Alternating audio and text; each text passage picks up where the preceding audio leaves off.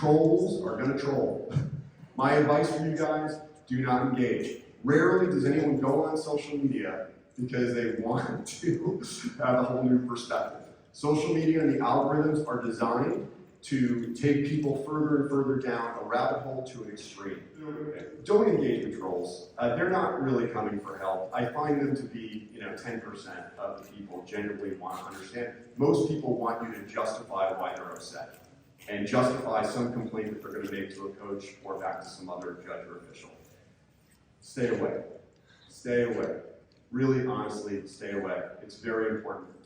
Most times, people, why they're doing it, they want to vent. Again, they want to feel justified and feel better about themselves and why they're so angry. Or they want to make someone as upset about the situation as they are. This one I find very interesting, where I've had parents complain to me, or I've had coaches complain to me, or players. They want to make me angry because they're angry about a situation. They want to make me upset about a situation too, which I find fascinating. The thing that I try and do is I try and remember they're not attacking me. If they do say something nasty about me, and let me tell you, I've been called every single name under the sun. So my videos get viewed like 5 million times a week. Do you think that there's someone who's going to go on there and say something nasty about me? All the time. All the time. I find that people behave in ways online that they would never behave in person. So I try not to think about it as if it was another person saying it to me. I try and think about it like it's just a computerized bot that's out there in the world with no emotion. They don't think of me as a human being. We talked about it. They're not there because they care about me. They just want to try and hurt me. So if you do get contacted online, or someone does say something nasty about you, or any type of thing, the first thing you want to do is report it. So I want to get them knocked off of whatever that platform is. Because if they're doing it to me, they're going to do it to another official. So the first thing I do is whether it's Facebook, Instagram, TikTok, does not matter, I report. Because usually after 3 violations, they're gone, blocked, never be able to get on again under that profile or user. So I report it. The second thing I do is I block it so that they can't message me anymore. And then the third thing I do is I delete the account. I don't want to see that. I don't want to have that come back and attack me anymore in my mind. So I report, block, and delete, and I highly encourage you to go through those steps as well. Again, it's the same thing about writing a report of a competition. Okay? I don't know this person who's contacting me online, but I'm going to report them so they can't do it to others. I will say the cannons that you have, I got this on your website, I thought were fantastic for social media. I just want to comment on a few of these things real quick. Just again, this whole idea that no one's perfect.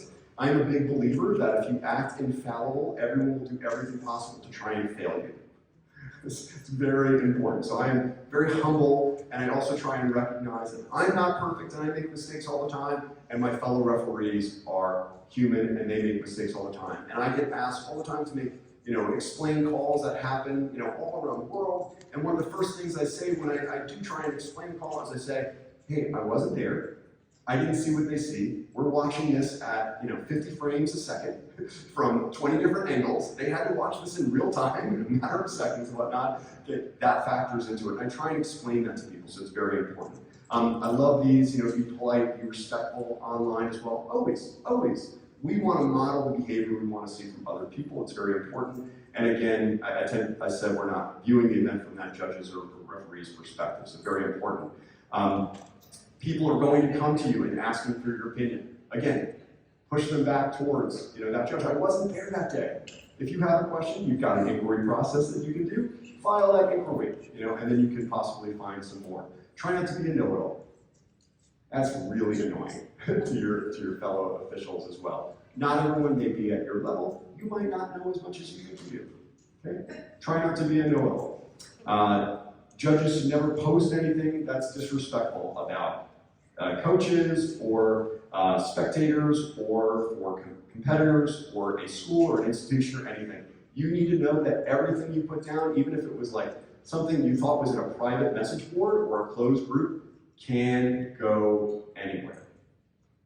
Be aware. If it's online, it is everywhere. They are forever. They can never be fully erased. I think this is great advice for everyone. I know I personally, again, once my channel started to get really, really widely known, it started to be quoted in articles and stuff, I went back through and I was like, that probably was not good. Start taking things down, but I guarantee there's a digital archive out there, which is very important. And then I never speak or post about specific matches that I've done or specific players or coaches or something, which I think is really important. This was the summary. I thought this was great. Be classy, not trashy. Always do the right thing. And if in doubt, don't say it. I just want to reinforce this.